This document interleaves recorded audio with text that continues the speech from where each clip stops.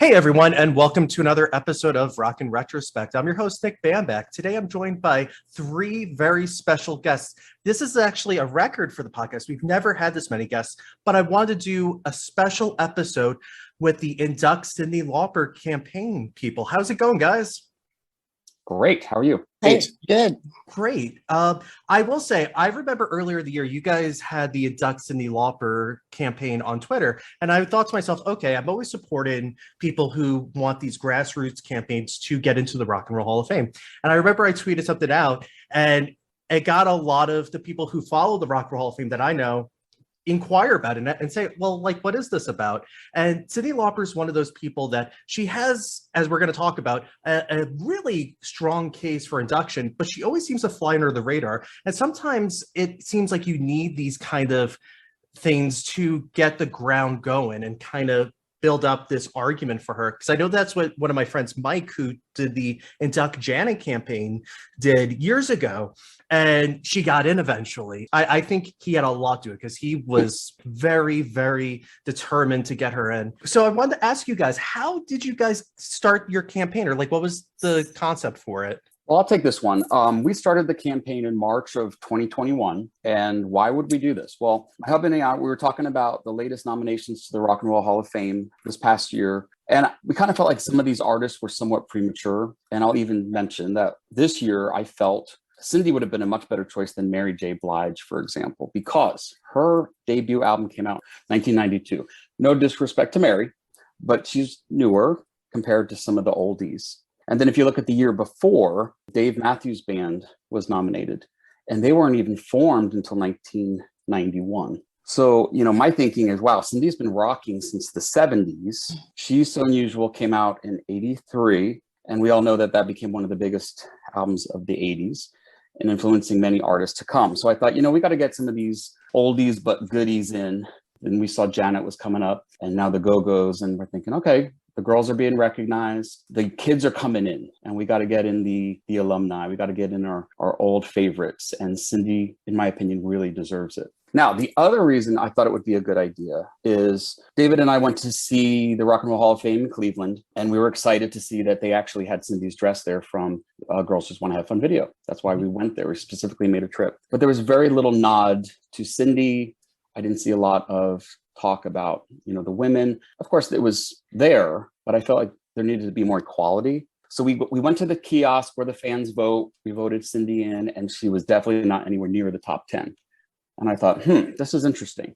Cyndi's got millions of fans. She was an integral part of the 80s. And yet, I don't think she's getting a fair representation at this venue. Personally, and I'm not sure about this, maybe you can talk more about this, but I feel like that kiosk gets a skewed representation of music lovers. And a lot of Cyndi fans are not going to Cleveland. I think part of it with the kiosk vote is it's people who are going to the museum. So people are actually paying to go into the museum, or they're members of the museum, right? Mm-hmm. So every year when they've had it for the last 3 or 4 years, it's always a very populist take, right? And a lot of the times, especially in the top 10, but if you look at even the top 50 or 100, because they only go up to 100 that they'll show us, it's always classic rock bands. It's always middle of the road kind of bands for the most part. Not all of them, but then you'll see people that should be in the conversation, like Cher, who we're going to talk about later. She's been in the top 10 the last 2 years, and I think she's going to get in next year for some reason. I just have that strange feeling on Cher.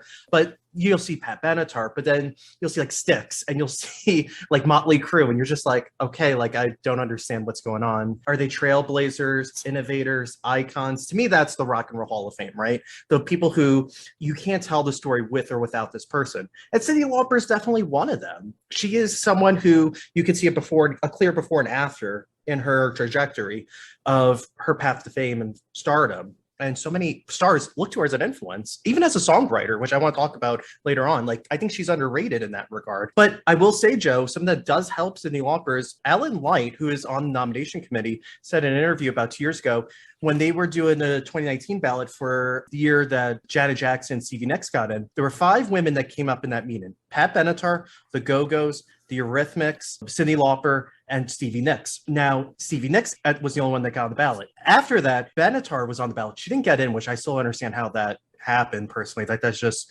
mind-boggling. But then the Go-Go's got a nomination, this past year, they got in. So I think Cyndi's time is coming. There's something in the room, and I think she has way more support than I think more people realize for whatever reason, but she's absolutely worthy of it. But I'm so glad you guys started the campaign, and I'm so glad you guys really got the ball going, and presence is everything. Just keep posting and just keep going out there, and people will discover you and they'll totally agree with you. They'll be like, wait, she's not in? She's never even been nominated? Like, what's going on?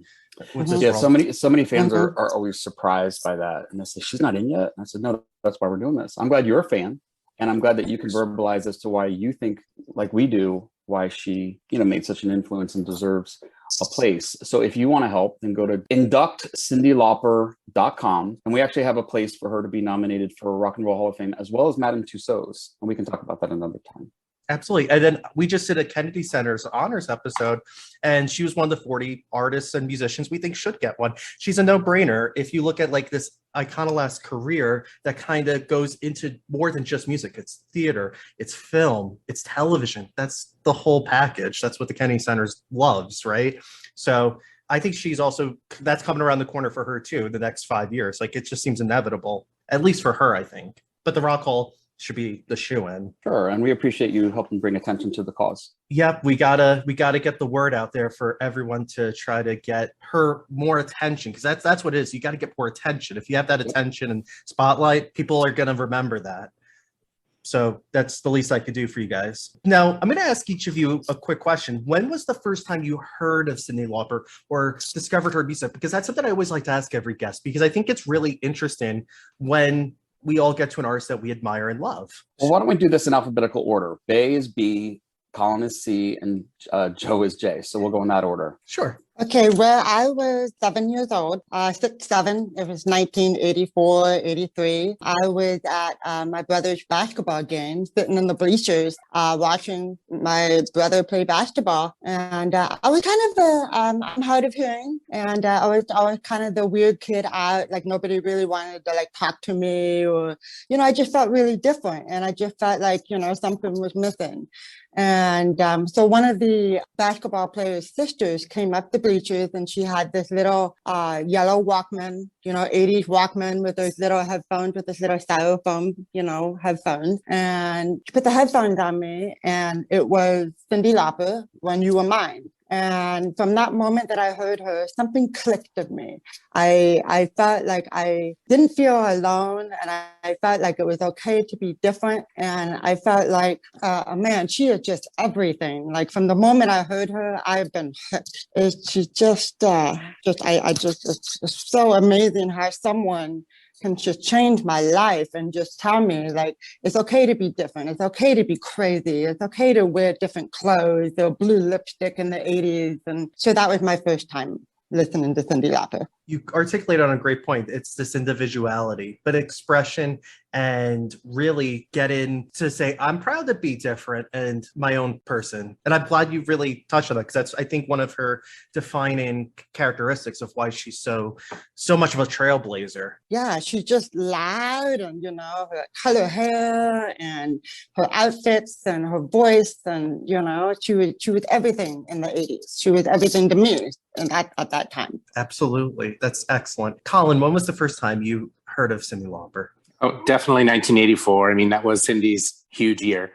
So you couldn't escape her. She was everywhere. So absolutely. My massive fandom did come a little later. I loved her in the 80s, but I became completely diehard a little later. Yeah, 80. To answer your question, 84. First time, couldn't escape her. Joe? So everybody knew Cyndi Lauper. That song came out. She was everywhere, and I was highly annoyed by this. I hated the song. I hated the video. I thought, who is this nutcase? And, the TV would come on. I would purposely change the channel. And then Time After Time was released as her second single. And I thought, holy crap, this is an amazing song. And she wasn't crazy and wild and nutty. She was soft and sweet. And by the end of the video, she was crying, and I was crying, and I was sold. Like, she was quite the actress, and I bought it hook, line, and sinker. And I was, from that day forward, a diehard fan. Yeah, that's actually correct to say, because if you look at Girls Just Want to Have Fun, and then you go to Time After Time, that's two radically different songs. One's like this, like fast tempo, synthy pop hit, Girls Just Want to Have Fun, and then you go to the next song, which is polar opposite, which is like a tender ballad of heartache and just trying to say, okay, like hopefully there's something better coming along. And it's just amazing, her range. And I think that's the power of Cyndi Lauper in many ways, is that she could kind of have fun. Like girls just want to have fun, right? But then she could also make you almost cry. Like in that video, like it's kind of hard not to have a moment. You're like, oh my God, who is this lady that's tried to make me tear up a little? Just a little. It was more like sobbing. Yeah, exactly. Now, have any of you three seen Cyndi Lauper live? Yes, I've seen her a handful of times, and I just can't get enough of her in concert. She is just phenomenal and live in person. She just puts on the best show. Just the energy and everything. Yes. Now, did you see her with anyone in particular, like another famous musician? Because I know she's like been the opening act for a ton of like famous people. So like Tina Turner, Cher, Rod Stewart. I know there's quite a few that she's open for, like actual Hall of Famers, except for Cher, which don't even get me started how insane that is. And I've been on the record going on about that. But yeah, I'm just really curious because she's been with like heavyweights that she's toured with. Mm-hmm. Now, Joe and Colin, have either of you seen Cyndi Lauper in concert? I'll jump in next. I've seen her a lot. As the years went on, people kept asking me to start keeping track. So I know my number. I've seen her 179 times in concert. Holy crap. And we thought 80s Lisa, who did the Bauhaus episode, had like the record. I think no one could ever top that. It's like a 180 degree, it's almost like a 180 degree angle almost. It's crazy. And I've seen her solo most of all, but I've also, all those acts you mentioned earlier, Tina Turner, Cher, and Rod. Yeah, I've seen her tour with all them as well. So, and I've traveled around the world to see her. So it's Cyndi live is my passion. That is where she wins me over. I'm glad I asked you because I'm thinking like you guys have to have seen Cyndi Lauper live a bunch of times, but 179, oh my God, that's like dedication. And 200 is my goal, but of course I'm going to smash that and keep going whenever she gets back out on the road. So get it to 500. Come on. I would love to.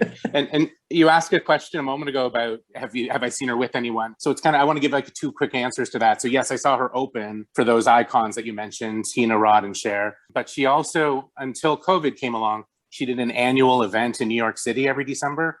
Like it's called Home for the Holidays.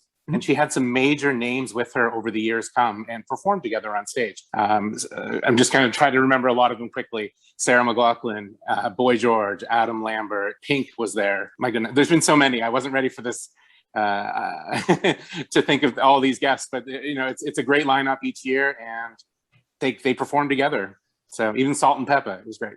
So. Hey, you bring Salt and Pepper to it, who should be in the Rock Hall too. Like that's another one. That's a don't get me started on.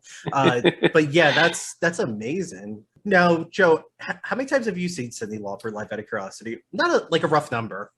Well, I know exactly. I know everything about Cyndi and me. Our lives are really kind of commingled. She doesn't know that yet, but I'm pretty close to Cyndi. Maybe she'll know that. Here's the thing. I would say, in comparison to Colin, I look pretty wimpy. I'm down only at 40. But you know, when you talk to fans of a typical artist, you know, like, oh, I've seen her 3, 5, 10 times. But, you know, we've followed her whole career. I didn't have the money to travel and see her as much when I was younger. But I was lucky enough to see her twice on her first Fun Tour. And that really solidified the love of seeing her rock out live. I mean, the first tour was unbelievable. And you can kind of see some of that in her Money Changes Everything live video. Money does change everything.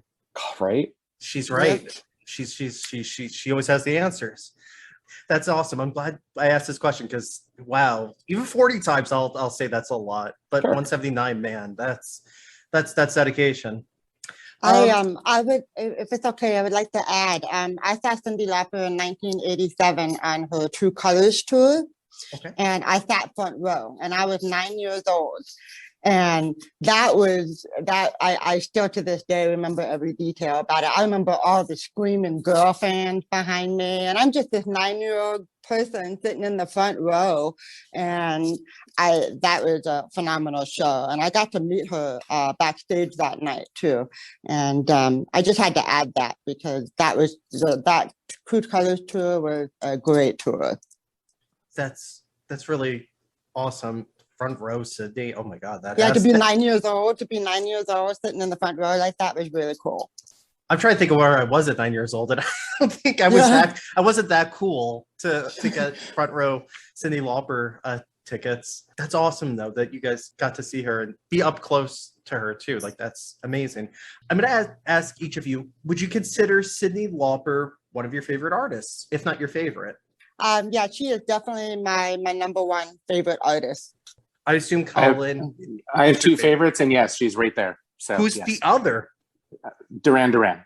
There's a previous episode on Duran Duran you got to check out with our good friend John Lamoureux. We go Let's through do there. it. We went. That was our second ever episode on Rock Retrospect. Mm. Well, I'm going to say that I'm more loyal than Colin because I only have one favorite. Cyndi's my girl. I followed her forever, and I actually have the Cyndi Lauper Museum in my home.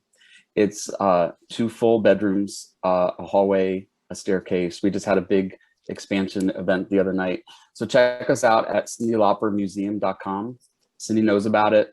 Her management has given me permission to, do this. And we have fans over who come see it for free. Everything from her bra to her bracelets to her outfits, everything. It's amazing. And I would love any fan to come see it. We're in Orlando, Florida. And by the way, Joe, tell Sydney's management team about this episode and all your museum goers so we could get the word out and spread the word about Sydney's life and career and why she's such a trailblazer. So we got to get the word on that. But that's incredible that you have that museum. And I'm glad Colin could spread the love because Duran Duran is pretty amazing too in their own right. But at least it's like your guys' favorite artist. Because even sometimes when I ask that question, people are like, I like this artist, but it's probably not like a top 10. So it's really great to talk to people who know Cyndi and that's like their artist. And it's just amazing. So now we're going to transition to talk about her life and career. And I think this is important because this is going to help us understand Cyndi Lauper on a much deeper level. So I'm going to go around and ask each of our guests a question, and it's going to be, they chose the order of which questions that they're going to answer. So someone might do 2 in a row, some might do 1, like we'll figure it out, but it's just it's going to be very interesting roundtable. So, Joe, let's get started on the first question. So tell us about Cyndi Lauper's life and career. So Cyndi was a cute kid, I have to say. She grew up in Ozone Park, Queens, and she lived in a little duplex. On one side, she lived with her mom and her sister and her brother and her grandparents. And my dad actually grew up a few streets over, and so we actually got to see her childhood house. My dad and her used to ride the same carousel or merry-go-round. So there's some history here. Cyndi was a different kind of kid, as you can imagine. She was having trouble in school. She always talks about how she never felt like she was good at anything. She felt like everything she tried, she failed at. She was different. And her mom seems to have instilled in her the right or the ability to be different and have that be a good thing. Her sister was different too. Her sister came out as a lesbian. And so the 2 girls would play music together. And that's kind of how they learned to play and sing.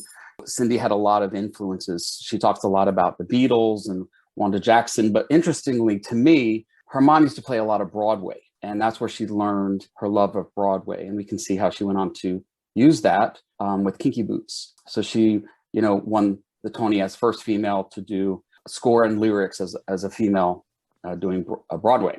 So I think she earned that title. Needless to say, as she got older, she started dressing eccentrically and people would throw rocks at her. And she really did not have a peer group. She ran off with her dog, I think, to Canada. She wanted to be a painter. I would love to see these paintings. I don't know that anybody has ever seen them, but that was the only thing that made her feel happy was painting and singing. And she talks about when she sings, she feels like she goes to another place. So I think for her, singing was self-care, self-preservation, self-survival. As she got older, she would do different jobs from like walking horses on the track to cool them down or working in a geisha bar. And she talks about how she was just not really good at anything, including piercing ears. She was squeamish, so she couldn't do that. Eventually, she got a job working at Screaming Mimi's And so that's where she kind of was exposed to all the thrift store chic, and that helped make her look for 83, 84. So needless to say, I think that she escaped through music. She has gone on record saying that she was abused as a child, sexually abused. And I think that these kids need a safe place to go. And so thank God, not only did music save Cyndi, it saved a lot of us. Oh, definitely. And I think she's like a survivor in every sense of the word. It seems like she was always ostracized for being different or being her own individual. But it's ironic because going against the grain helped make her stand out more. And I think by doing that, people could relate to her. And I think that that's one of the powers that Cyndi Lauper has, is that her fans, like you three, you could kind of all relate to her in that sort of way. And I think that that's absolutely incredible. Now, something I did want to mention is that she dropped out of high school, and her, like you said, Joe, her prospects were not good. Like, she ran off with her dog. She wanted to be an artist, and then she was kind of lost, but she knew she always wanted to be a singer. And I think what's really interesting about her career is that in the 70s, she performed at venues and shows throughout New York City and like that area, but really had no success. She was in that band Blue Angel. But what's really fascinating about Cyndi's story that I always think about is that in 1977, right before Blue Angel kind of took off, she damaged her vocal cords, and she damaged them so much that they didn't think she was ever going to sing again. Like, doctors told her that, and she, in true Cyndi fashion, said, no, I'm going to definitely overcome that. And she worked with a vocal coach and she got her voice back. But can you imagine her without her voice? Like, that would be kind of crazy to think about. Tragic. You know, Nick, you've done your homework. I have to say, you know what you're talking about. So before Blue Angel, which actually some of the fans know her in her rockabilly band before she went solo, before that band was a band called Flyer. Mm-hmm. And before Flyer, there was actually a band called Doc West. Mm-hmm. So Doc West was her first experience with a band, and she did background vocals. And then when Flyer gave her an opportunity to do lead vocals, she took that opportunity. And Eddie was the bass player in Flyer, and I've since talked to him, and he and Cyndi are still in contact. He actually saved all the equipment from that band. And so he and I worked out a deal where I now have Cyndi's mic and boom from that time. So when she lost her vocal cords, I have the mic that she actually blew out her chords on, and we can show that to you here. Now, what's interesting is the reason that happened is she was singing so many cover bands that she was not trained to sing, Mm-hmm. including things like, who was Led it? Zeppelin, Bad Company, like people with these very loud. Yeah, Bruce Springsteen, and she was doing the male vocals. And the band would offer to try to help her out and give her a break, but she was such a trooper. And so she kept forcing herself to do it. And she sounded great, but there was definitely a toll. Yeah, and it's just a shame, but and I'm glad she got her voice back, because the probability of that happening is like 50-50. Like, you could get it back, you might not get it back. But the fact that she did get it back, that's just incredible in its own right, that even happened for her. And I think she came back better.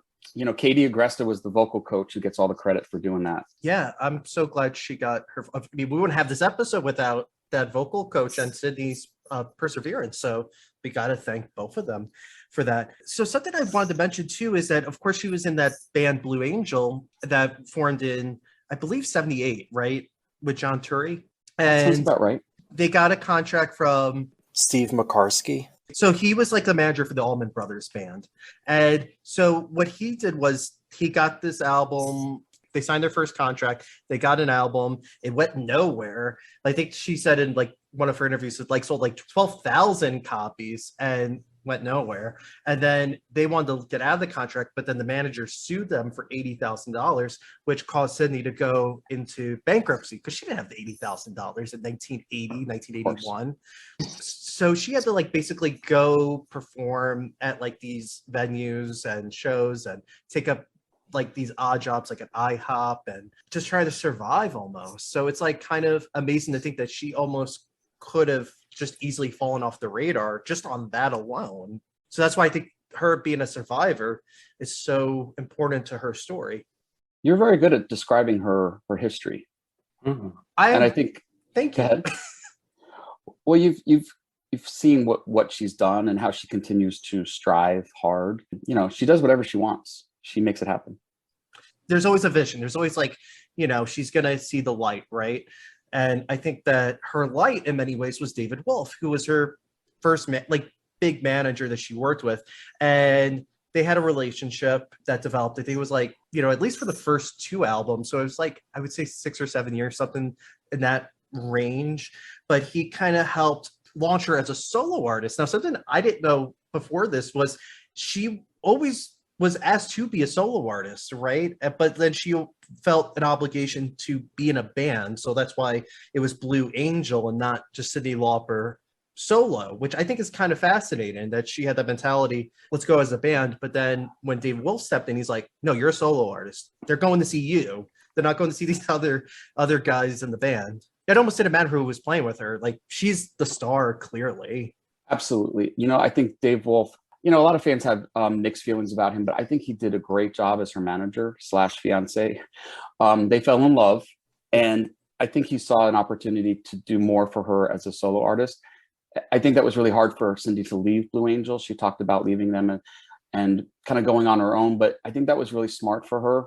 And then Dave kind of got her involved with the wrestlers. And I thought that was a good segue to bring in new fans. And I think he did amazing with her. Not everybody knows the details, but apparently, I guess they had different ideas about marriage and they went their separate ways. But I think without Dave Wolf, Cyndi's career would have looked very different.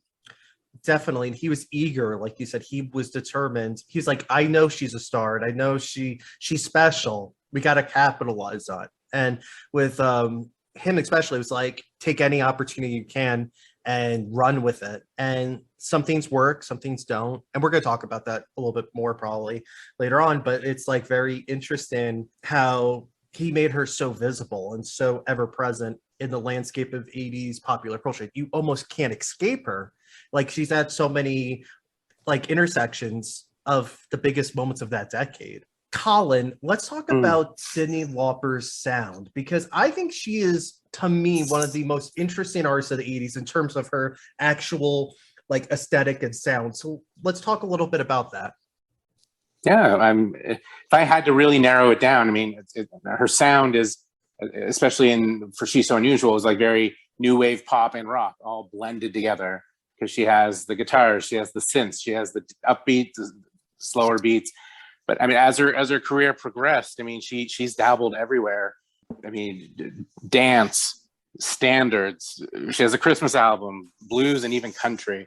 So I mean, for someone to categorize her sound, it's almost different for different parts of her career.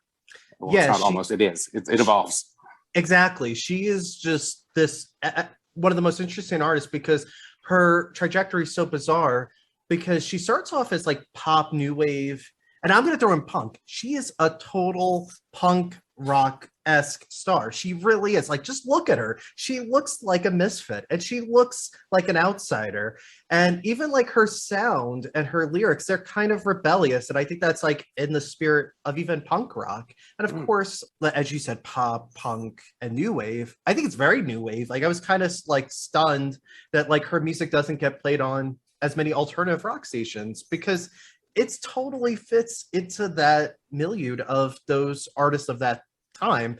But yeah, and then she kind of goes into more pop and then rock, and then she goes even into jazz and standards and country and blues. It's like this restless spirit. And I think that's also what's great about Cyndi, is that she's just very restless. Like, she's like, no, you don't think I could do this? I could do that and do it just as good as anyone.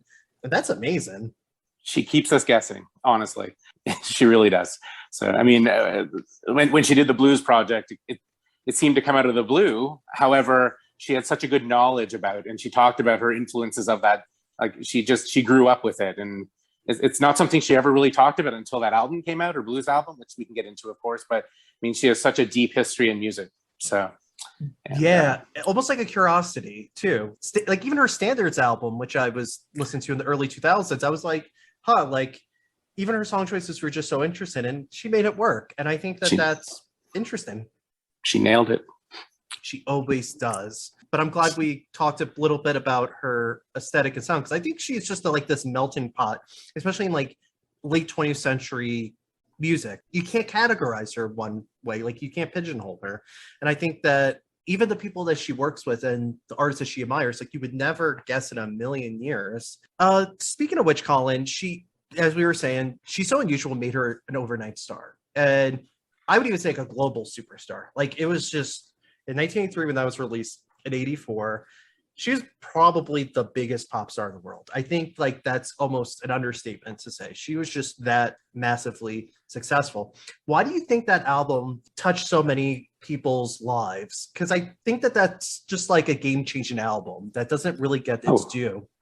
Oh, and it's amazing. And the album continues to rank high on Rolling Stone's top albums of all time. So, you know, it absolutely stands out and stands the test of time. I wanted to throw in a note, though. I mean, that album's interesting as well because it came out in October 83, but it wasn't a true bona fide hit until March of 84. Yeah. It took months. And, you know, in today's industry, a record label has no interest in developing an artist like that. So anyway, I just wanted to throw that in as a side note that it wasn't, even though, you know, it's a superstar album, but she had to work on it. So, you know, she hit the road running. If you look at her past history, she toured that thing like crazy. And then it finally caught on to radio a few months later. But to answer your question, I mean, she was such a different artist. She was a splash of color in a male-dominated world, let's say. Early 80s is so male, in my opinion. And she came in bright, and MTV was ready for her. So, I don't know. I just want to try to find words to explain. I mean, she just took over, and we all ate it up. I think, like you said, she came at this right moment in history, right? So it's like just when popular music was starting to go more synthy, and it was kind of going more towards like a pop rock sound. She was like at that perfect moment that made her a star, because it's like this melting pot of all these different styles and genres, put it together, and she's so unusual. And it's a huge album in the sense that it's the first female singer to have 4 top 5 singles on the Hot 100. Now think about that, 4 top 5 singles on the top 100 from one album. That's a feat in its own right that wouldn't be accomplished for quite a few years. And I think that with her album, what made it so interesting was that she touches on all these like big issues, right? She goes from people want to party and just a celebration of feminism, like what girls just want to have fun, which I think is actually one of the best examples of feminism and popular culture, besides say Aretha Franklin's Respect, where you take an original song and you rework it to the point that it has a new meaning, and it's the one that we remember, of course, is the girls just want to have fun. We don't remember the other version that's really like whatever, sung by a man and written by a man, which I think is really interesting too, that her and Aretha, and I'm going to use them because I think Cyndi is at a level sort of like Aretha.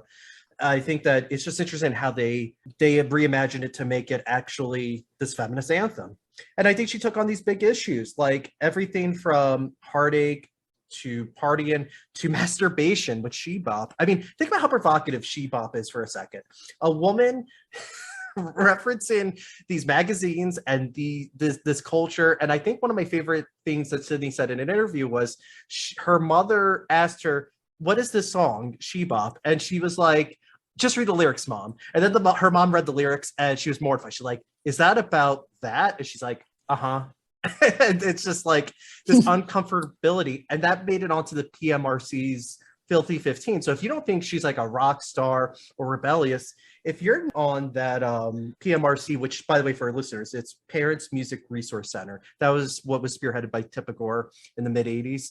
And you had like Def Leppard, you had Ozzy Osbourne, Black Sabbath, you had Madonna. So these were like, if you're going to say that she's not rebellious or in that rock canon, look at that list. Like she wouldn't be on there with other metal and hard rock artists if she wasn't provocative.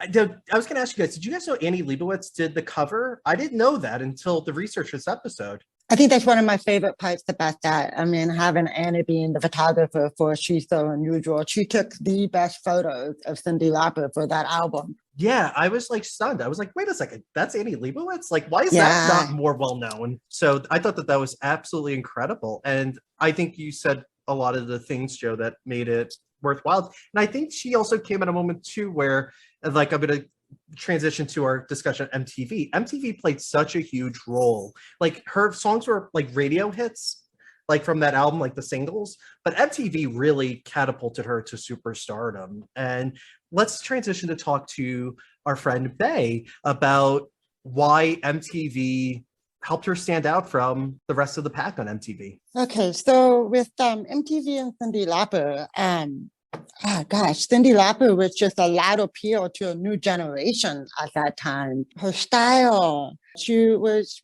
cool before anything else was cool. She made things really cool. She's different, and she was gonna do things her way. She was gonna sing about things that she wanted to sing about. She wasn't going to let anybody tell her no. I just think, especially with her Girls Just Want to Have Fun video, she had Captain Lou Albino in it. And, it's just this whole, party time. The girls just want to have fun. Yeah. So she just appealed to people that she was loud.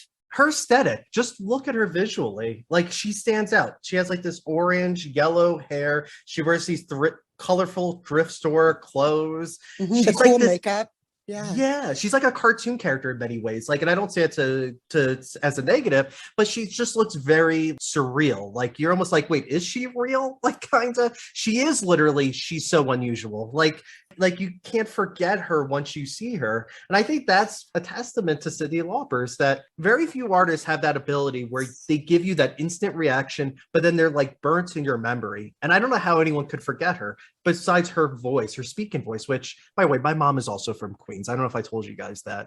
You have that distinctive Queens, New York City accent, and then you also have the colorful costumes and the hair and her really beautiful singing voice. She's an unforgettable figure in so many ways. I actually think, and I think also so about her music videos is that like they told stories and like they helped propel that. So when Colin mentioned Duran Duran, and when me and John were talking about Duran Duran in a past episode, we argue that basically Duran Duran helped make these music videos cinematic, right? Just look at Girls Just Want to Have Fun and Time After Time. Time After Time tells a 2-hour story in 4 minutes, pretty much. Think about that. Like, that is incredible. And it helped make MTV iconic. And I think she's one of the first icons that really made it an art form. And I think she's one of the vanguards of that channel and the entire music video genre as a whole, like, to be taken seriously and exploit it to become a global superstar. I agree. She made MTV awesome. She's one of those people that sparked a fire and it went to the forest, and then it inspired so many other male and female. I think that's important. She inspired male and female artists to carve their own path and to say, okay, this is okay to be who I am and to be this individualistic pop star or rock star too. I think that she's also a rock star. I mean, I think just calling her pop star doesn't do her justice. She is a rock and roller.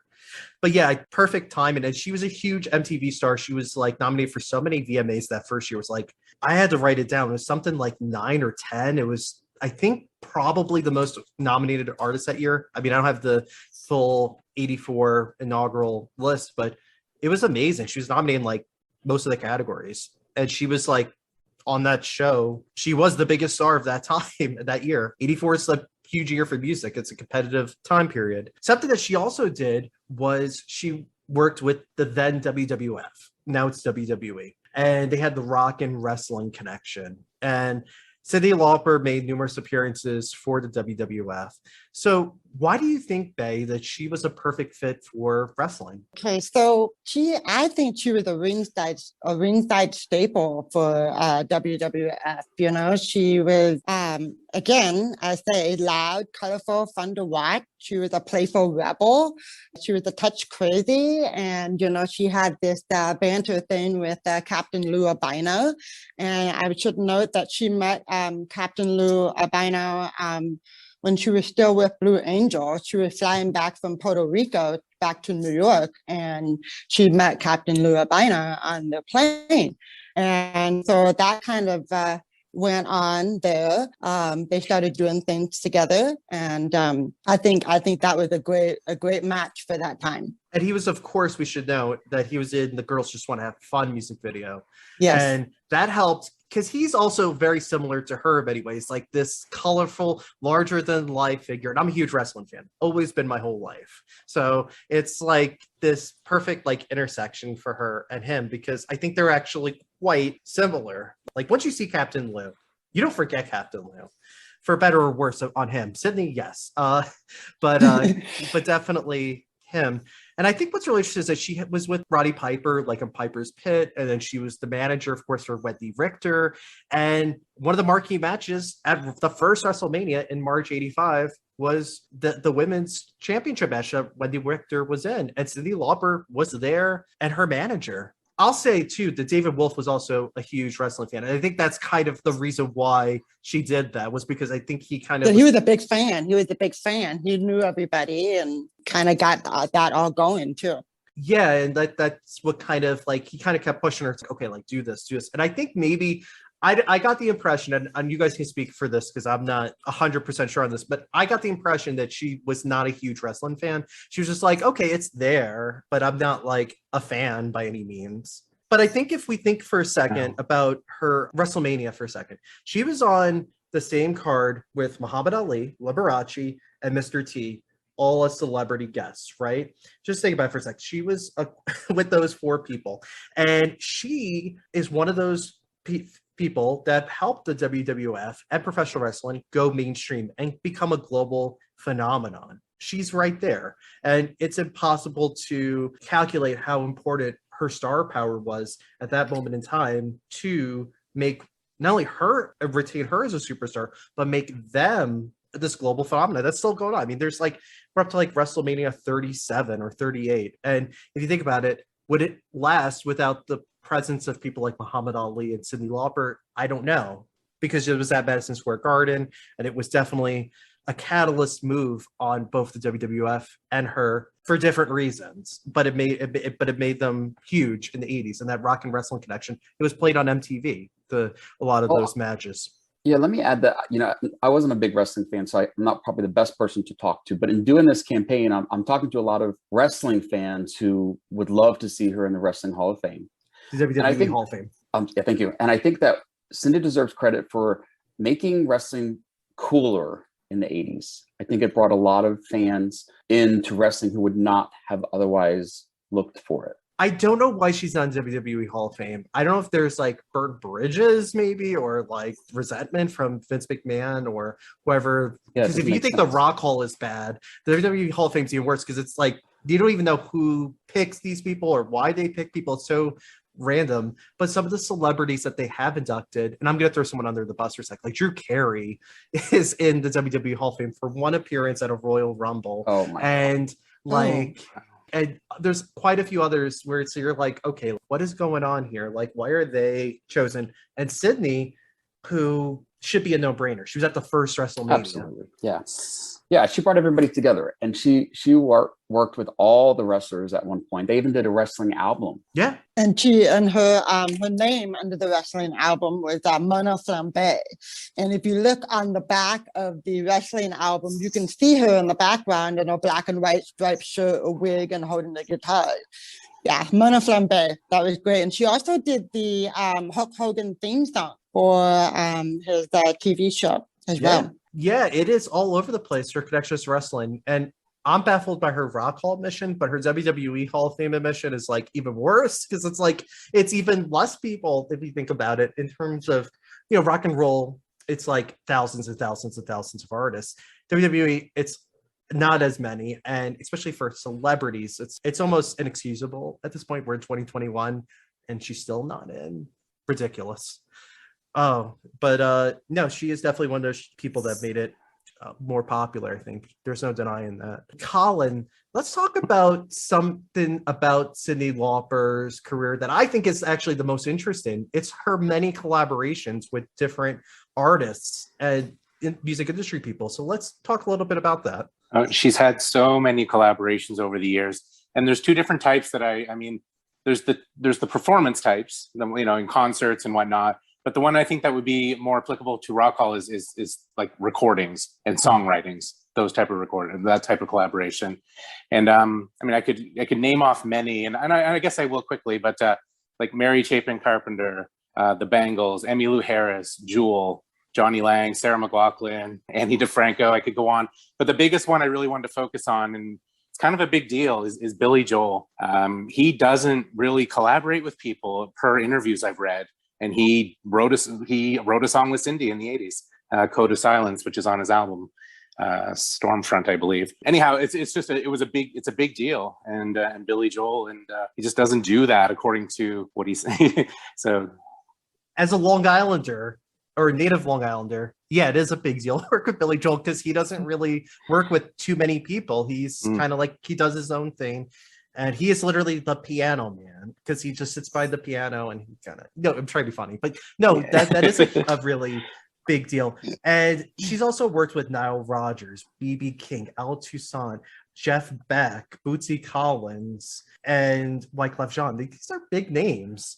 But the biggest one, I think, that we have to say is one of the cultural touchstones of the 80s is the We Are the World collaboration, because I think it's really in a 2021, or really we're going to be in 2022 when this episode is released. But when we think about it, it looks hokey, right? And it's kind of like this kumbaya, peaceful song. But in 1985, that was massively important and massively successful for that time. And she was one of the people, there's like dozens of people, and like we would be here till sundown to name everyone on We Are the World, but some of them were like Michael Jackson, Lionel Richie, Bob Dylan, Bruce Springsteen.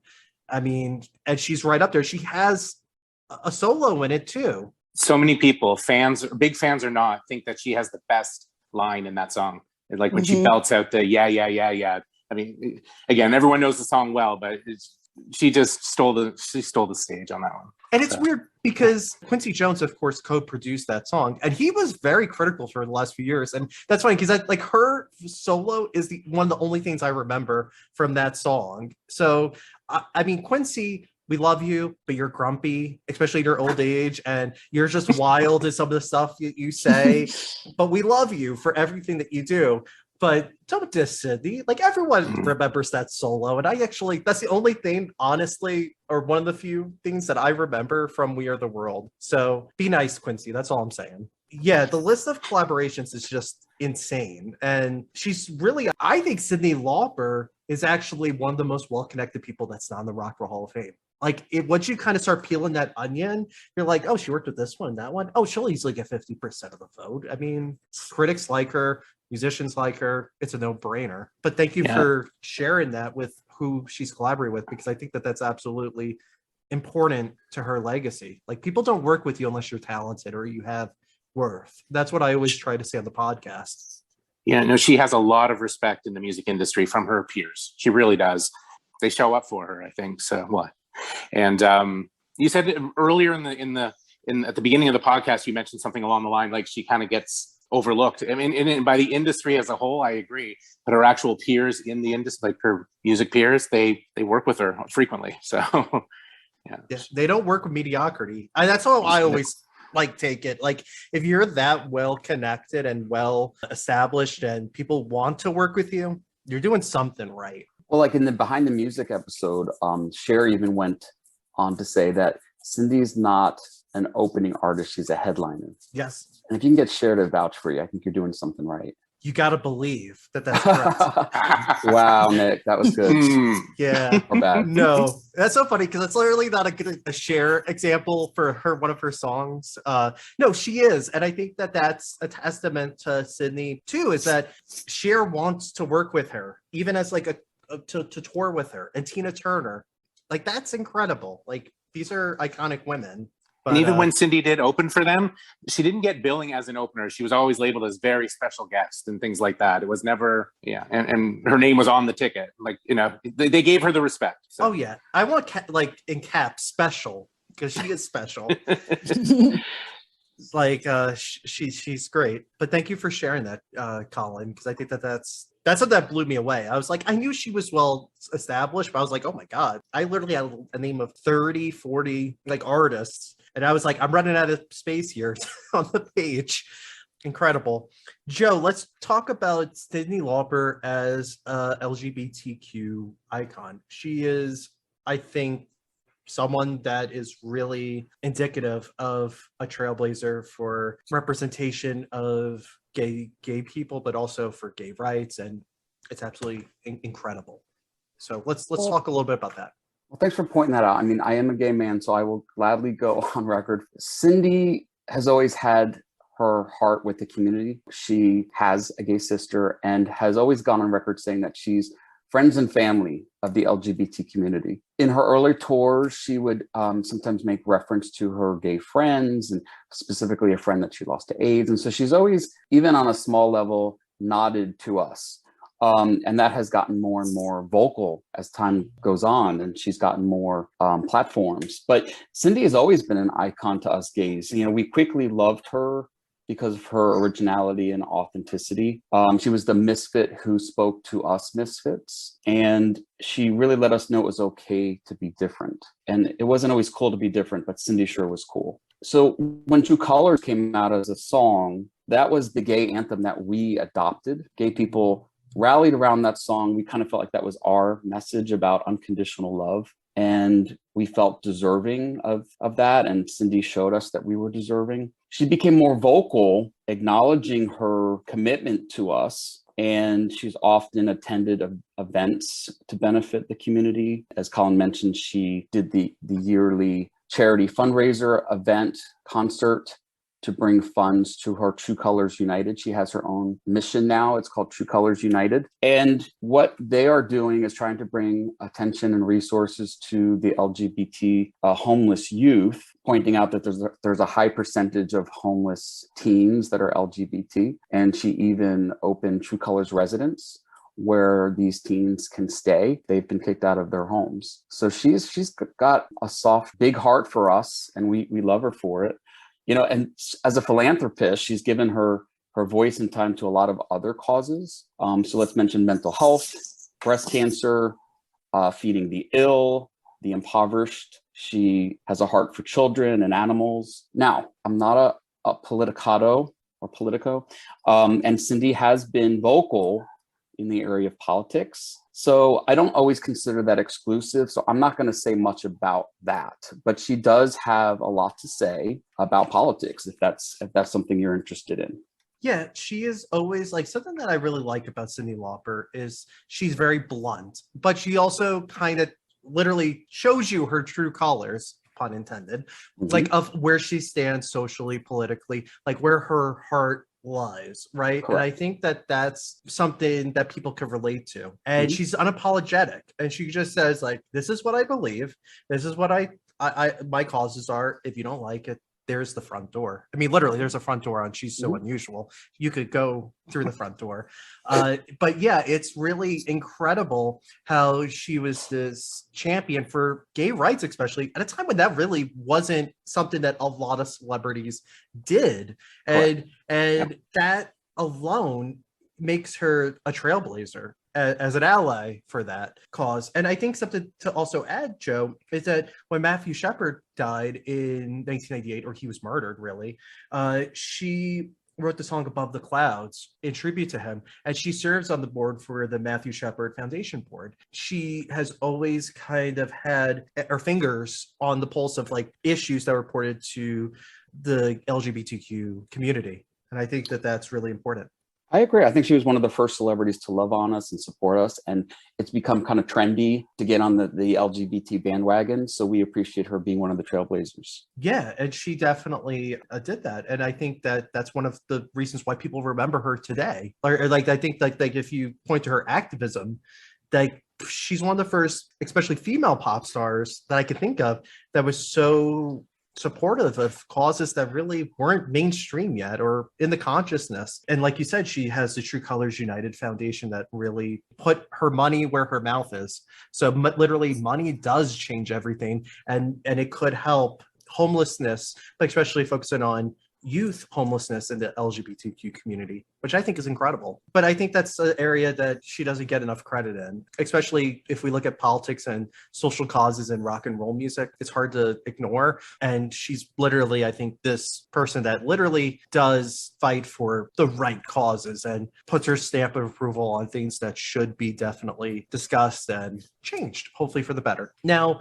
to transition, I wanted to talk to Bay about her work in film, theater, and television beyond music, because I think this is something that people forget too, is that she's not just a musician, she's also an artist in other art forms. So let's talk a little bit about that, Bay. Well, first of all, she did a movie in 1988 called Vibes. Jeff Goldblum and Peter Falk were starring in it.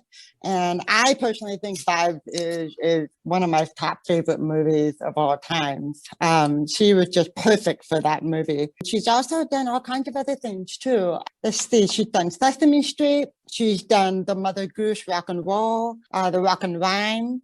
She's done a lot of kids shows. Just see, she was in The Simpsons. She was in Bad Burgers, Mad About You, which she won a award for as well.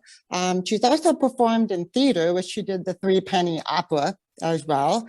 I would have to say one of my favorite appearances of hers was in Bones, the TV show Bones. She played a psychic in it, which she also did in Vibes too as well. She does like Project Runway. She does a lot of fashion TV show appearances as well. I mean, she's just all over the place. I mean, it's just hard to keep track of every little thing that she does. But those were some of the top things. And also to mention, she even had her own reality TV show, which was Cyndi Lauper. She's Still So Unusual. Yeah, that is excellent stuff mentioned, especially her film and TV stuff, which really doesn't get a whole lot of credit too. She was also on, I believe, Young Sheldon, because I remember watching that show, and like her poster for the sister, she had a Cyndi Lauper poster, like She's So Unusual era, and the poster talked, and of course it's Cyndi's voice. Like you can't mistake in her voice this very heavy Queen's accent, New York accent, and I think that that's absolutely great. Yeah, she's everywhere, and it's just she's just everywhere. I do want to talk about her work in theater for a second, because I think that's actually really interesting that she's kind of dabbled, especially in her 21st century venture. She's been going to theater, and she did Kinky Boots. She won a Tony for that. And she wrote even a song, or they used a song for the SpongeBob SquarePants musical, which I hate to say it, guys. I'll be really blunt. I forgot that was even a thing. And then it was nominated for all these Tonys. Well, that was the funniest part. Like it was nominated for like a bunch of Tonys, and it was successful. No diss to SpongeBob SquarePants. But yeah, it's just really, really interesting that she's dabbled into theater, and she's successful. Yes, and she's still dabbling in theater. She's currently working on Working Girl right now. So that's in the works, and we're all very excited about that. And I also wanted to mention, since you mentioned Kinky Boots, that she won a Tony Award for. She was the first woman to win a Tony solo for Best Score. Mm-hmm. And I think that's a major highlight for her. She's continuing to make with history. Kinky Boots. She's still making history everywhere she goes. She's just amazing. Everything she does, it just leaves a mark on everybody, and she does what she wants to do, and she means everything that she does. Now, speaking of film and TV, have any of her songs been in any notable productions that we should remember? Because I think that that's also important, because that helps keep people in the popular culture landscape and like whatnot. So has any of her songs been in any notable TV shows or film productions? I would like to point out The Goonies, where she did Good Enough. I think that's a very big thing. Who doesn't know Cyndi Lauper without The Goonies, really? That song for that movie was just a great song at that time for The Goonies. Everybody loved The Goonies. So The Goonies was the movie at the time. But I would have to say The Goonies for sure. And, you know, she also had the wrestlers in the video as well.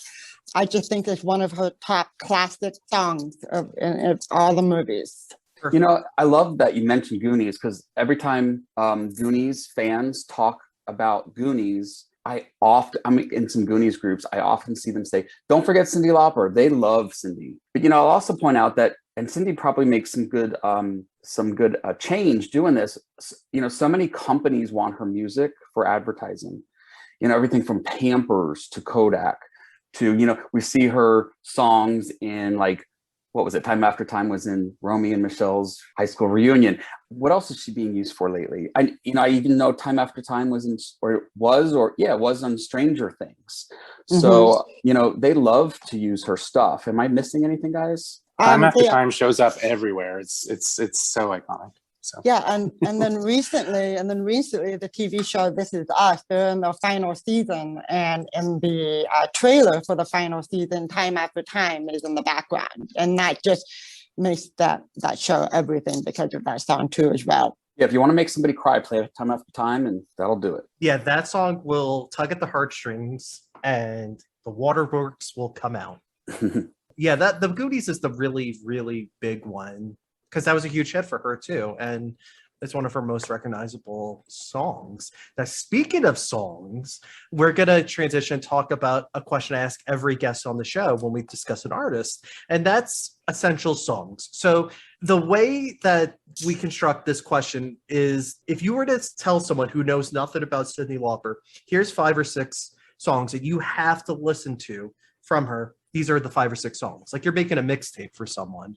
So Colin, what are your 5 or 6 songs that you would choose that you think best encapsulates her career? I'm ready to answer this. I had to really put myself outside of just like fan shoes. Just I wanted to get something that really like you said, encapsulates her career. So number one, we've talked about this song so much this whole podcast, but I went right to Time After Time, and it was her first #1 hit.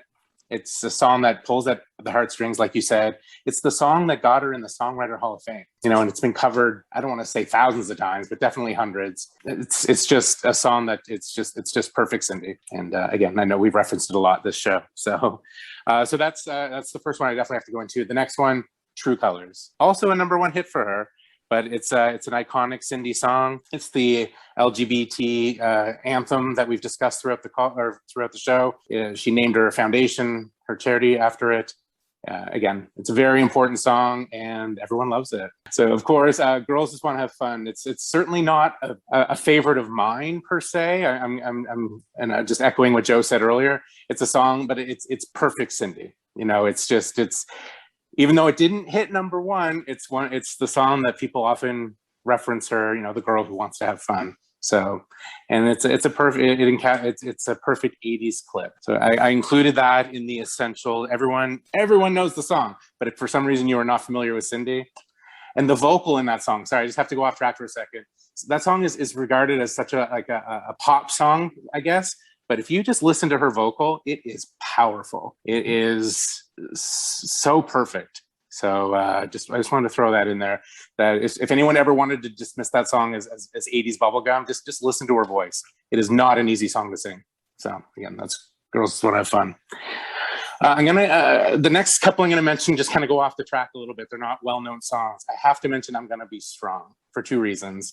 It's a song she originally did with Blue Angel on the Blue Angel album. And she again did it in the 90s. She re-recorded it, and both versions are so powerful.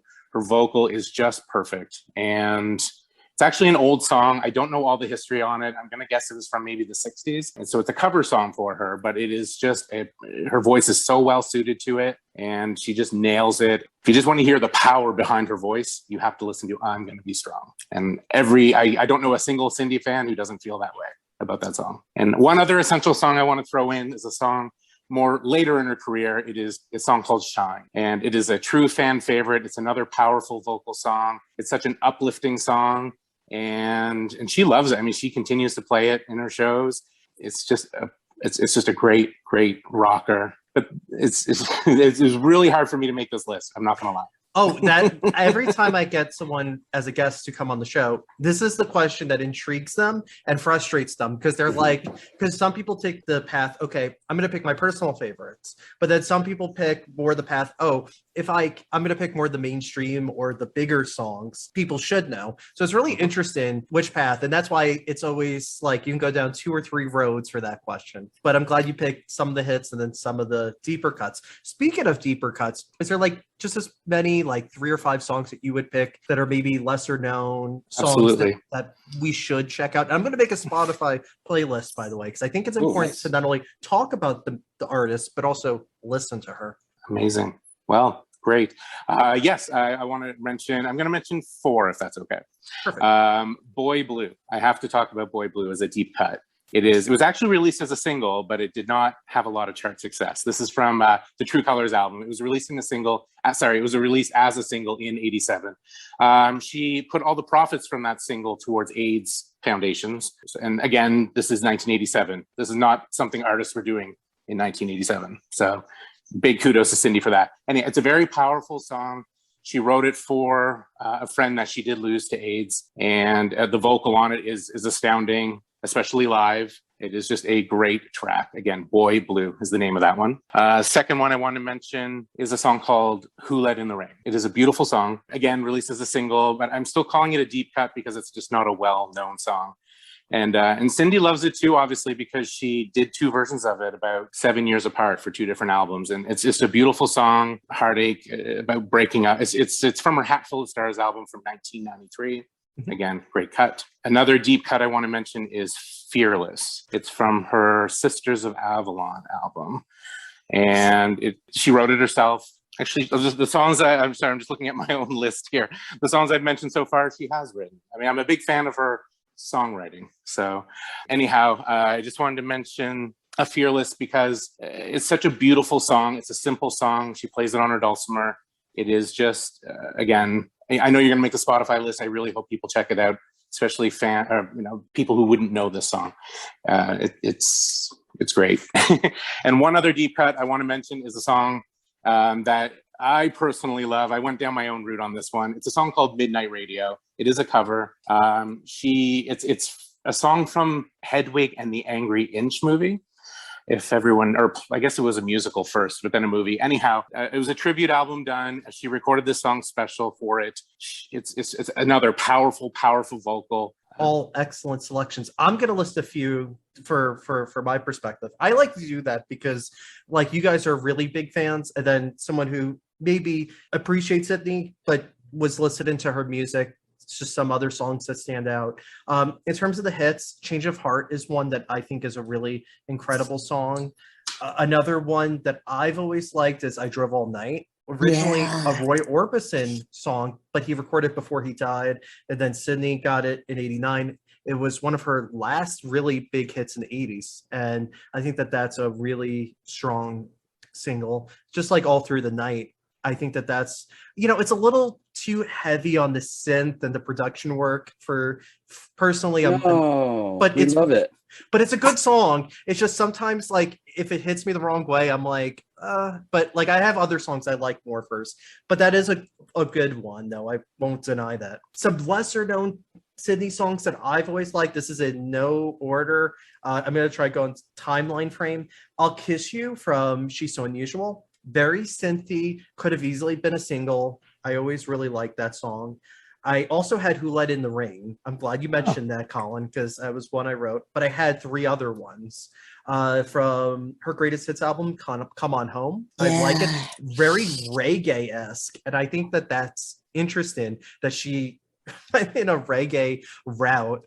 And I liked it. I was like, you make it work, Cyndi. Sisters of Avalon, the title track, I think that is one of the best songs she's ever written. And she doesn't get enough credit as a great songwriter and a distinctive songwriter. Even the way she phrases her words and the way like she'll end a line and then start another. It's like continuous. I don't know. There's something great about that song. And that's actually one of my probably 4 or 5 favorite Cyndi Lauper songs. And then the last one is Just Your Fool from the Memphis Blues album that she worked in the blues album. And she had that harmonica heavy song and just really great song that I was like, you make it work. I don't know how you do it, but you do. Incredible. I'll make this Spotify playlist. People will listen to it, hopefully, and then they'll say, she is amazing. We all know this. Well, I have to agree with all of your choices. I really do. But we missed 2, and I want to throw in Hat Full of Stars. This is a ballad, and many fans love this one because, like Time After Time, it will go right through you. And if you don't tear up, then you don't have a heart. So Hat Full of Stars. You got to have a change of heart. Very good. Very punny. All right. And then this one is interesting. Into the Nightlife is off of her Bring You to the Brink album. Not all the fans love this, but this is my second favorite album by Cyndi because it's all dance. And I just think it's a very strong dance song. So if you want to go from crying to dancing, then go to Into the Nightlife. Perfect. I'm going to check that out because I think I listened to it once and I don't think I've heard it in a long time. So when I make that list, I will definitely check that out. Now, something I like to ask every guest too is, and this helps get to the question afterwards, is what awards and honors has Cyndi Lauper won throughout her legendary career? Oh boy. Okay. So she's won like countless of awards. I would have to say that she is one of the very few seniors to win 3 of the 4 American Entertainment Awards. She's won a Grammy in 1985 for Best New Artist. She's won, American Music Awards for Favorite Pop Rock Female Artist. She's won an Emmy Award for her appearance in Mad About You. Again, she won for Best Score for Kinky Boots. She won a Tony for that. Again, she was the first woman to ever win that award. She also got a Grammy for the Best Musical Theater Album for Kinky Boots. And she is actually just one award away from an EGOT. She needs an Oscar. Yes, she needs an Oscar. She needs an Oscar. And again, I say she is one of the very few singers to win 3 out of the 4 major awards. And I'm rooting for her to get an EGOT. I think that would be a very good big thing that she deserves to win. Come on, Cyndi, do a film score or write an original song for a movie. Come on. Yeah. You could get it. Like, I think she could. She'll do it. And, also her activism in the LGBTQ community. She won the United Nations Human Rights Award, which was the High Note Global Prize. That was a very, very big major award for her. She won like Icon Awards. She won the Logo Trailblazer Awards. I mean, I could go on and on and on. She won awards for so many things. I'm going to add a few that are really stand out, and this helps her a lot. She was inducted into the Songwriters Hall of Fame in 2015. Yeah, Hall of Fame. Yes, she was. She won 3 MTV Music Awards. She won for Best Female Music Video for Girls Just Want to Have Fun, and then for We Are the World, Best Group Video, and the Viewer's Choice Award. For the Grammys, she won Best New Artist in 1985, and in 2014, Best Musical Theater Album. She had 16 total nominations throughout her career. That's double digits, guys. That's a big deal. I think that people forget that and it's throughout her career. It's not just She's So Unusual. It's like been going continuous. on. It's still going on. It's still going on. And I'm glad that you mentioned that because, like I said, she's won countless awards. And she just keeps going. And I'm really rooting for her to get that Oscar, to get an EGOT.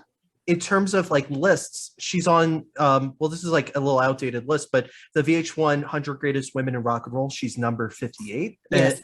For MTV, her video Girls Just Want to Have Fun is number 39 when they did that in, I think, 99 or 2000, like one of those 2 years. If we think about Rolling Stone's 500 Greatest Albums list, She's So Unusual is on all 3 iterations of that list. The 2003, the 2012, and the most recent 2020 update from last year. Now, I think that that's rare. And she made every single list that they did. And I think that's an accomplishment in its own right. And just think, the Go-Go's also had that with Beauty and the Beat, and they're now in the Hall of Fame. So if you're looking at a marker and consistency, it's been going on for 20 years, at least in terms of critical legacy. Something I also want to add, and this is to me the most important one for a Rock Hall case, her album, She's So Unusual, was inducted into the Library of Congress's National Recording Registry in 2019 for being culturally, historically, or aesthetically significant. They only do 25 recordings per year. This could be albums, singles, speeches. It's like whatever's like a recorded piece of work. And the entire album was. So Cyndi's preserved forever. So she's not going away. No, she just keeps going. She keeps going. Yeah, so she's incredible. And I think the National Recorder Registry is just a really good indicator for cultural significance. Like she is an icon, and that's like one of the stamps of approval. Yes, exactly. And I also want to mention that she is also on the Hollywood Walk of Fame too. Yes, she is. Mm-hmm. That's a big honor in its own right. Mm-hmm. I mean, she's also in the Rock and Roll Hall of Fame Women Who Rock exhibit as well. She had the display there as well. And speaking of which, Girls Just Want to Have Fun was on the original 500 songs that shaped rock and roll list when they did that, I believe in the late 90s, and then they need to update that list. But Girls Just Want to Have Fun is on there, so there she's on the radar. Speaking of being on the radar for the Rock and Roll Hall of Fame, Cyndi Lauper has been eligible since 2009, and she has somehow never gotten a nomination in the last 11, 12 years, which is kind of mind-boggling because everything we just talked about for the last hour, come on, like she's definitely worthy. So Joe, as the person who runs her museum, if you were to make an argument for her induction, how would you frame your argument and what talking points would you use? Well, before I forget, the website is inductcindylauper.com, and that's where you can go and just give us your first name, last name, and email. No spam. We just want to collect signatures and bring attention to the cause. As far as the museum, it's the biggest Cyndi Lauper collection in the world. There are some pieces that are mind-blowing, so the fans need to come check it out. Why would I push for this nomination? I think Cyndi's done something significant in every aspect of entertainment. So whether it's music, acting, fashion and style, philanthropy, I think everybody in America knows who Cyndi Lauper is. Now, these young kids, I don't know exactly who's been influenced, but I know people like, Pink and Lady Gaga and these big name artists have all nodded to Cyndi. They have been in some way influenced. So I think that she has, in addition to people like the Go-Go's and Pat Benatar, I think she has, led the way for women. And so one of the hashtags we keep pushing is induct more women, because we want to see more of a 50-50 representation in the Rock and Roll Hall of Fame. I think it's only 7% of the inductees are women. Does that sound right? Yeah, it's a 7-8%. And shout out to Evelyn McDonald, who compiles all those statistics over the years. Thanks, Evelyn. Yeah, we want Cyndi in there. So I think that if you don't know who Cyndi Lauper is, then you definitely have not been watching pop history, and you need to check her out. Her influence is incalculable on the modern day pop star. It's everywhere. Like you said with Pink and Lady Gaga, you could also see it in Katy Perry. You could see it in Christina Aguilera. You could see it in even Nicki Minaj and Megan Thee Stallion. You could see it on not even just pop, just beyond that. And I think what's really interesting about Cyndi Lauper too is like you could even look at like 90s singer-songwriters like Alanis Morissette and Jewel and people who you wouldn't think of for a second, but then once you start going deeper into Lauper's catalog, it makes total sense that they would point to her as an inspiration. I think that, to me, the Rock and Roll Hall of Fame is all about three things. It's icons, trailblazers, and innovators. Those are the three things I always look for when I look at a prospective Rock Hall candidate. At Cyndi Lauper, I don't want to make you guys mad, but I did my list at the beginning of 2021, and I started really in the late 2020. It took forever to write. I wrote a write-up for her. She was number 88 on the list. Now, it seems a little low. She will be a lot higher on the list. I just wasn't as confident a year ago in her. And I think it's because the Go-Go's are now in, and you're seeing this more changing of the guard with the Rock Hall. Now they're kind of embracing more the MTV era. So now she'll probably when I've revised the list next month, which will probably be sometime in January, she'll probably be in the top 50 at least. I mean, there's some people that are going to be ahead of her that I think might have to be in before she's in, like maybe Cher. Like that's the big one. I think if once Cher gets in, which I think it's happening. Like I don't know why this is my calling card. I'm like, it's happening for Cher. But I think Cyndi Lauper will definitely get nomination within the next 5 years. It's inevitable, especially when her name was mentioned in the room. We're in support of Cher, Pat Benatar. I mean, all the rocking ladies. I feel good that the Go-Go's got in. Now that the Go-Go's are in, I feel like we can actually push for Cyndi. Yeah. I didn't feel it was right to push for Cyndi until the Go-Go's were in. And now I feel like that opens doors for a lot of other women. Absolutely. And I think that is a really important change of the guard. And even like on the ballot itself, almost half were women. on that last ballot, it was like 7 artists, I think, or it was definitely like 30 to 40%, which was really good because for a lot of times you only see one woman nominated or maybe 2 or 3. And I write about the Rock Hall a lot. And I talk about the actual Rock Hall. So for me, it's like it was definitely a change of the guard. And I think it's because John Sykes, who you guys probably might know, was one of the founders of MTV. So you're going to start seeing this groundswell of MTV era artists like Colin's favorite, Duran Duran, besides Cyndi, of course. We can't do Cyndi or forget Cyndi. But you know what I'm trying to say? Like, you're going to start seeing these like MTV stars kind of get more of the spotlight. And they kind of should, in a way. They've marginalized some of these genres and trends that, I mean, people still go back to Duran Duran and Cyndi Lauper. Like, that's a testament. They cover Cyndi Lauper like time after time. And even some of her lesser known songs, like it's pretty amazing how many times she's just been covered by other artists. Well, I will say, Time After Time has been covered by hundreds of artists, including Tuck & Patty, Eva Cassidy, Cassandra Wilson, Willie Nelson, Boyz II Men, and even Miles Davis. Yeah, Miles Davis is covering you.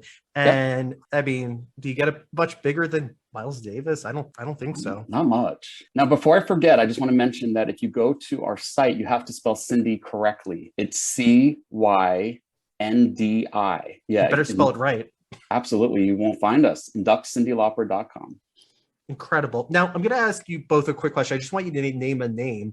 Who would you want to induct Cyndi Lauper? If like a perfect world, who would you say should induct her? Because I have a few that I named but are written down, but I'm just curious who you guys would ideally think would give a really good, eloquent speech. Ooh, that's a tough one. I think you've got to. Yeah, right? That's a tough one. Oh, it'd be great if Madonna had to do it. Oh, would Cyndi like it? She'd probably yell from the audience. No, I think Cher should do it. They're good friends. Yeah. And Cindy's open for Cher many times. And they stay in contact. They're pretty close. So I would love Cher to do it, because if Cher is introducing you, then you've done something right.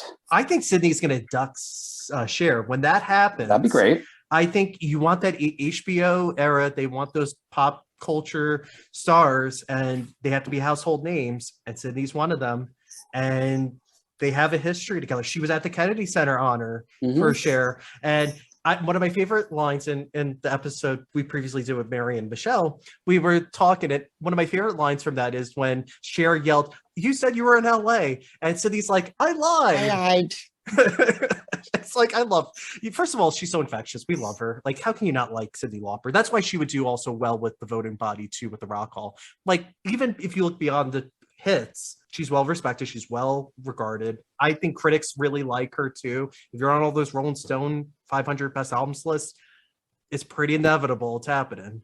Did you guys have someone else that you wanted to throw out there? Because I have a few that I think would do a good job for Sydney. Who's that? I think Katy Perry would be a good choice. I want to say Lady Gaga, but I don't know if that's reaching for the stars. They just got Taylor Swift for Carole King, so maybe Lady Gaga would be amazing. Yeah.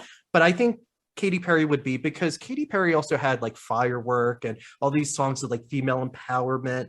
And I think that's in the spirit of Cyndi Lauper in many ways. So I think her or Pink. And I think Pink would do Pat Benatar. I don't know why. I just feel like that's a perfect person to induct Pat Benatar. But I could also see Pink doing Cyndi Lauper. I think Gaga would be the best fit, actually. They've worked together.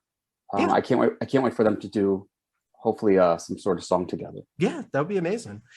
Okay, so let's get to our final question, and that is going to go to Bay. If there's anything you would change in Cyndi Lauper's career, is there anything you would change? I don't think there's anything I would change, because look how wonderful Cyndi Lauper has done after all these years. And she keeps going and keeps doing all these wonderful things. And me personally, and I think some of the fans might agree, is that we would like a new original Cyndi Lauper album. I think that would be the only thing that I can think of right now, is to have a new original Cyndi Lauper album. You know, like almost like, because her last original album was Bring You to the Brink. And, you know, she's done some cover albums since then. But I personally would really like a new original Cyndi Lauper album.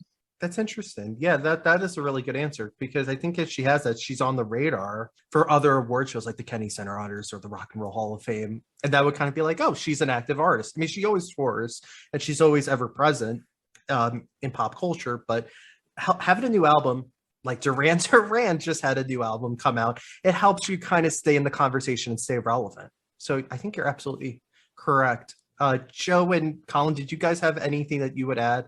I know she's perfect in many ways. We think so, but no, they're actually, this is just like a personal choice. Clearly, none of us should judge somebody else's career. Anybody who's done what she's done is beyond criticism. Personally, I loved the punk era in the 80s, and I wish she had kept some of her crazy looks a little longer. I think by her third album, she was toning down her look. And I'm not sure why she did that. Maybe she just was ready for a change. But I think a lot of the fans who look to her for her style and her excitement, and kind of, she was just alternative. And then towards the end of the 80s, I found that she was becoming very mainstream, and she started to blend in to the crowd a little bit more. And I think that that's my biggest complaint, is that she didn't keep the crazy wild hair and the makeup. The only thing I would say to change is just, I don't know, change is she takes long, I mean, she's always busy. She's always doing something. I don't want to knock that, but she takes long breaks between her albums, and I wish they would come out more regularly. So, I mean, a brand new album of originals, like Bay was saying, would be amazing, but she's busy. Like right now, she's working on her new musical, Working Girl. Like, I know she's busy, but. She is a working girl. It works perfect for her. The working girl. Very Agreed. big working girl. Yeah. I'll say my answer. My answer is I wish she kept up with music videos. That is because MTV was such a huge part of her appeal and her path to superstardom. And I feel like after she really True Colors, it kind of faded her innovations with the music video art form. So I wish, and I'm not to compare her to this other person, because like I really don't mean this as a diss in any way, but Madonna kept pushing the boundaries of music videos into the 90s and into the 21st century.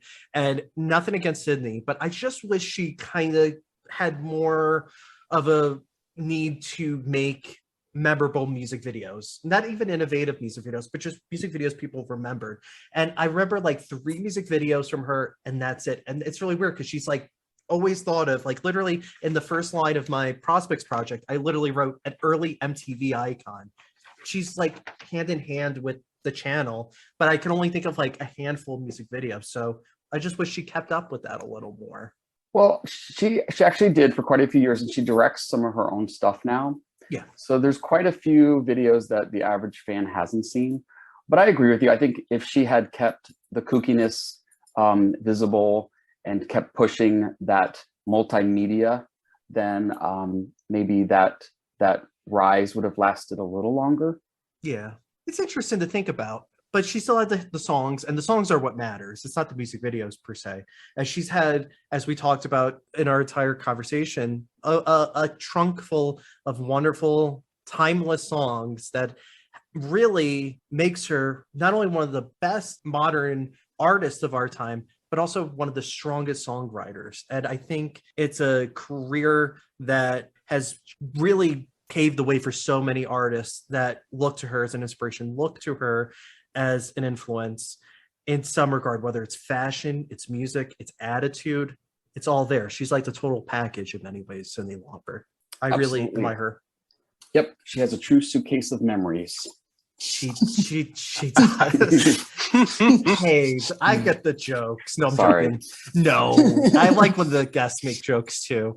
We all just want to have fun, right? Right? Thank you guys for coming on the show. It was a true honor. Absolutely. Thank you for having us. Yeah, thank you for having us, Nick. Thank you. It was fun to hear from not a super fan, but clearly a fan on many levels. You know a lot about Cyndi Lauper, so thanks for having us. Oh, no problem. It was a pleasure to have you guys. 3 guests in one interview, which I will say it went very smoothly, and I really enjoyed our time together to talk about this and spread the knowledge and the enthusiasm for Cyndi Lauper like you guys do. And I think that your campaign and Joe's Museum, it's really something to really admire. And I just hope more people check it out. I asked you guys to come on because you guys are very knowledgeable, Cyndi Lauper, but the love you have for her is so infectious, just like Cyndi Lauper. It's like, you can't help but not like her.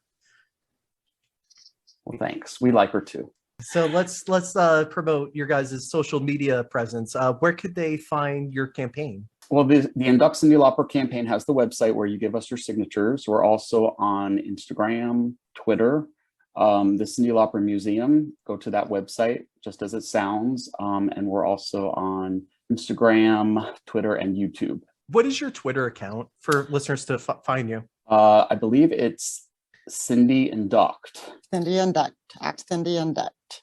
Perfect. Incredible. You guys, of course, can follow the podcast at Rock and Retro Pod. And you can follow my personal account, which is at Nick D. Bamback. Leave us a rating on Apple Podcasts. That is a way for people to discover our show, and giving us a review and rating them is one way to do it. So please do it if you can, if you listen on Apple Podcasts.